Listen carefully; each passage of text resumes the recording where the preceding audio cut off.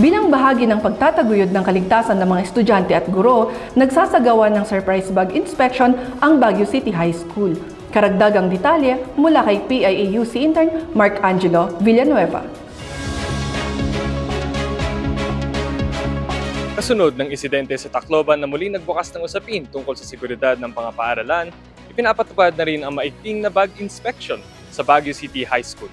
Layunin nitong matiyak ang kaligtasan ng mga mag-aaral at kawani sa loob ng paaralan.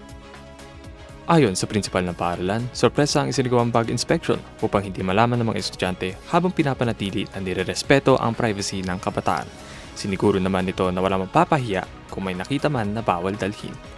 We conducted that purposely to make everyone entering the school safe. No? Gusto natin na lahat ng pumapasok dito, estudyante, parents, stakeholders, we want that they feel that they are safe inside the campus. Yeah, we will be conducting this monthly and unannounced. Kasi what's the purpose of conducting inspection kung ina-announce natin? No? It defeats the purpose. Ayon sa ilang mga estudyante, mas nakakaginhawa para sa kanila ang maigting na bag inspection sapagkat mas natitiyak nito na ligtas ang kanilang pinapasukan na paaralan. As a student, of course, I feel glad because of this new bag inspection policy. The guards can be able to monitor whatever the students bring to school, including deadly weapons like knives or sharp tools. Maganda naman kasi napapanatili nila ang kaligtasan naming mga estudyante. Yun, nasi-check nga po nila yung mga nadetect po nila, yung mga kung may dala silang mga any weapon, ganun, knuckles, any weapon na nakakapatay, ganun po. Mas masaya na ang school namin is mas mahigpit na po sila sa mga ganitong inspections, lalo na po sa mga nangyayari sa atin, lalo na po sa mga public schools na nangyayari sa ibang lugar. Sa kabila nito, nagpahayag ng hinaing ang ilang estudyante dahil nahuhuli sila sa klase dulot ng mahabang pila. May mga estudyante na pumapasok po ng 7 o'clock or sa mga abot ng mga 7:10 ganun. And nalilate din po sila kaya naapektuhan rin po yung mga ano po namin, yung mga pag-aaral po namin. Kaya minsan po nami-miss out po namin yung mga lessons namin sa first period po namin. So, yung naramdaman ko po is medyo masaya tapos at the same time malungkot din po. Malungkot ako dahil merong mga estudyante na nalilate sa pagpasok nila sa eskwelahan dahil sa mahaba yung pila po. Tapos masaya dahil maligtas na rin po yung school dito sa na pinahayag nila principal namin. For me, nakakagulat kasi yung ang aga-aga mong papasok tapos papasok ka ding late dahil sa bag inspection. Ang haba ng pila dyan sa main gate hanggang sa Burnham Park. Kaya nakakalungkot din kasi late na din ako pumasok ngayong araw. Nagbigay mensahe naman ang mga estudyante para sa kapwa nilang mag-aaral patungkol sa kahalagahan ng school safety.